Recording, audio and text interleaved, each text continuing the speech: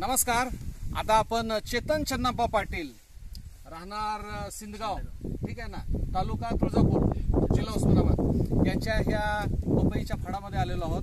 आणि पाटील साहेबांनी नेटसोर कंपनीची जैविक औषधं वापरलेली आहेत.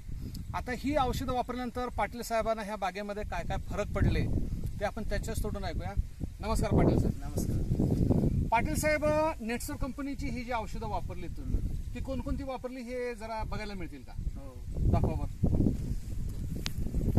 म्हणजे नेटसोर कंपनीचं हे NPK हे त्यांनी वापरलेलं आहे.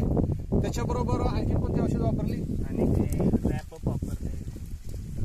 त्यांनी नेटसोर कंपनीचं हे रॅपअप वापरलेलं आहे, शेत वापरलेलं आहे, स्टीमरिच आणि बायो 95 ही जैविक औषधं वापरले. त्याच्याबरोबर तुम्ही इंटॅक्ट पण वापरलं? हो, म्हणजे आपलं जैविक कीटकनाशक आहे इंटॅक्ट, हे पण तुम्ही वापरलं. आता ही जी औषधं वापरली तुम्ही ह्या बागेला, साधारण ह्याचे किती स्प्रे घेतले?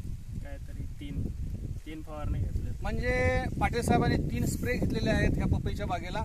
आणि पाण्यातून किती वेळा सोडले? पाण्यातून एकदा. पाण्यातून 1 वेळा सोडलेलं आहे. आता ही बाग जी आहे साधारण किती एकराची बाग आहे? 3 एकर. 3 एकराची बाग आहे. म्हणजे ही बाग तिथपर्यंत दिसते आपल्याला, बरोबर आहे ना? अशी जबरदस्त पाटील साहेबाची बाग आहे ही 3 एकराची.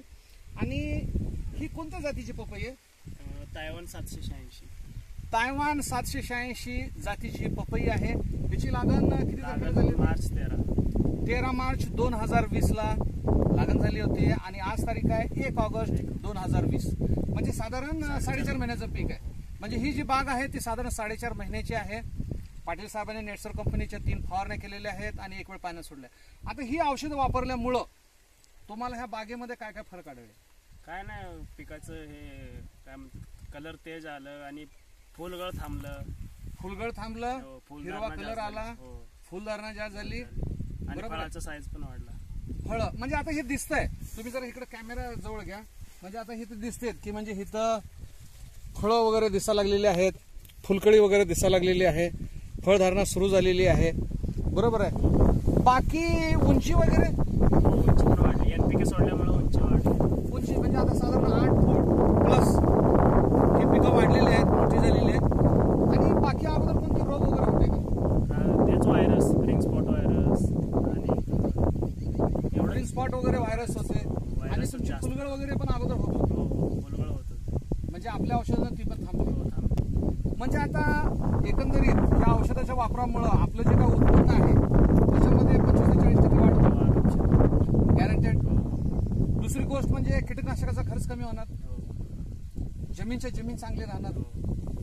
म्हणजे आम्ही जे लोकांना सांगतो शेतकऱ्याला की आता दुसऱ्याची जरी पपई असली त्यांनी जर ही जैविक औषधं त्यांच्या पपईच्या प्लॉटला वापरली तर कोणकोणते फायदे होतील? उत्पन्न वाढेल 25 ते 40%. सगळ्यात पहिला फायदा उत्पन्न वाढेल 25 ते 40%. दुसरी गोष्ट, कीटकनाशकाचा खर्च कमी होईल, साधारण 25 ते 30%. रासायनिक खतं कमी लागतात, म्हणजे साधारण 40% 50% रासायनिक खतं कमी लागतात. आणि शेवटचा मोठा फायदा काय तर जमिनीचा ऱ्हास होत नाही, म्हणजे जमीन सुपीक राहते, असा संदेश द्यायचा. गॅरंटेड. 100%. आणि ह्या औषधाची माहिती तुम्हाला कोण दिली होती?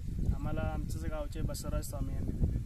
म्हणजे हे जे तुमच्याच गावचे जे बसया स्वामी आहेत त्यांनी माहिती दिली होती. तर तुम्ही समाधानी आहात? नमस्कार पाटील साहेब. नमस्कार स्वामी साहेब.